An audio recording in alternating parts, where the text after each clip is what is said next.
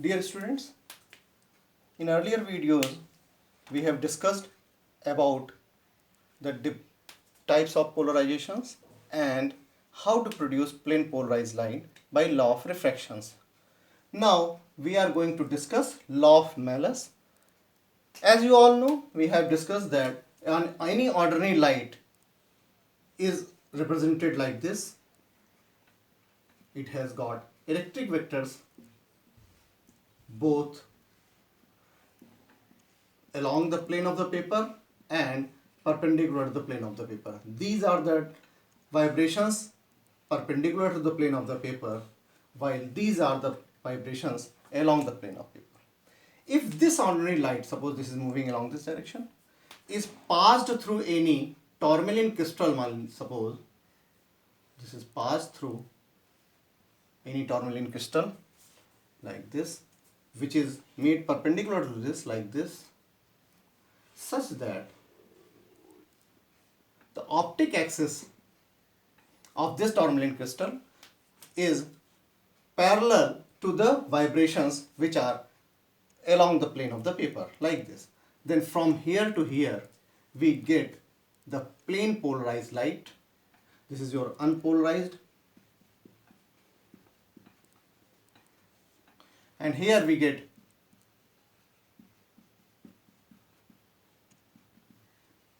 plane polarized like this.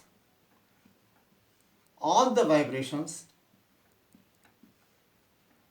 which are parallel to the optic axis of this tourmaline crystal, they pass through this, and all the vibrations which are perpendicular, they are cut down.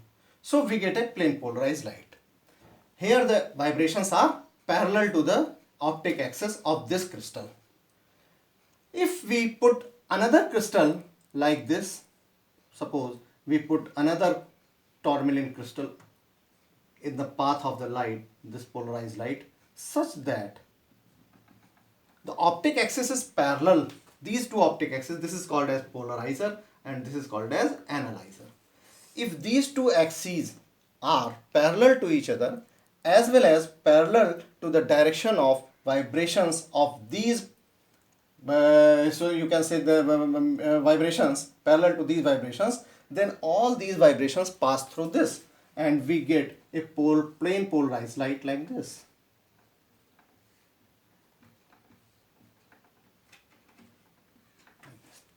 But if we rotate it, suppose we rotate, next we rotate it, suppose we rotate it like this, suppose we rotate it like this, such that this becomes perpendicular, the axis becomes perpendicular to the, like this, then we get no polarized light over here, no polarization, no light. Means when this axis and this axis are parallel to each other, we get complete polarization. When they are perpendicular to each other, then no light is obtained. In between, if these two axes make suppose some angle theta like this,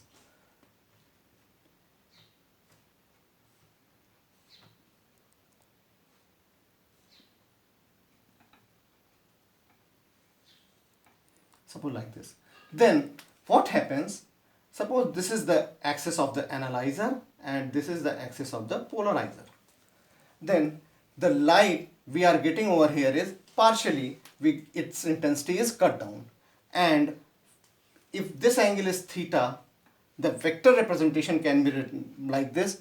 This can be represented like this. Suppose this is the plane polarized light, this is the direction of analyzer like this.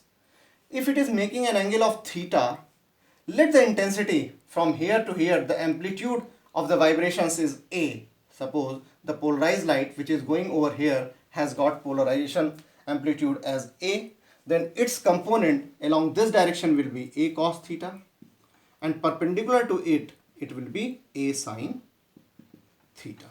As you all know, this A sin theta is perpendicular to the optic axis of this analyzer. So all these components are cut down. Only the components which pass through analyzer are A cos theta. If here the intensity of light is I and here is the intensity of light is I dash, then as you all know, I is proportional to what? A square.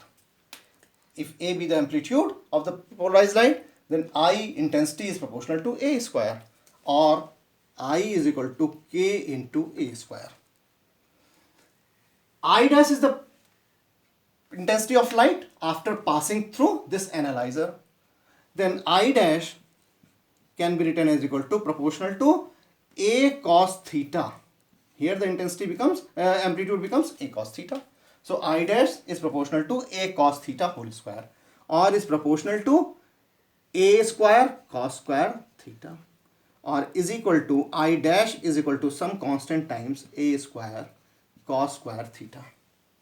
So I upon I dash can be written, sorry, I dash upon I dash upon I can be written as equal to Ka square cos square theta upon Ka square, which implies that I dash is equal to I into cos square theta.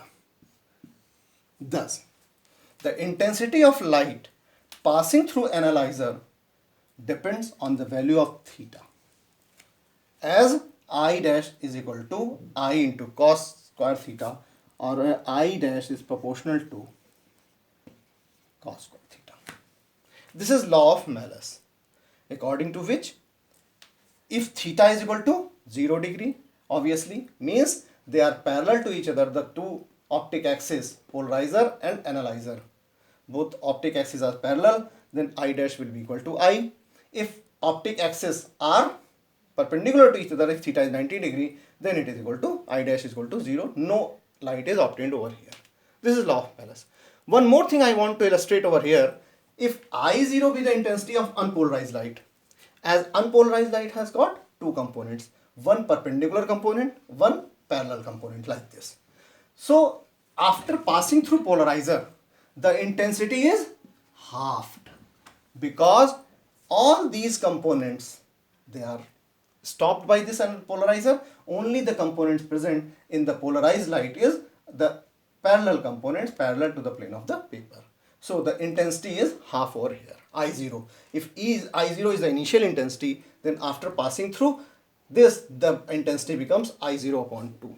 So if I want to say I dash in terms of I0, then I dash can, so I dash is in terms of I0, so here the intensity is I0 upon 2 into cos square theta, where I0 intensity of unpolarized light.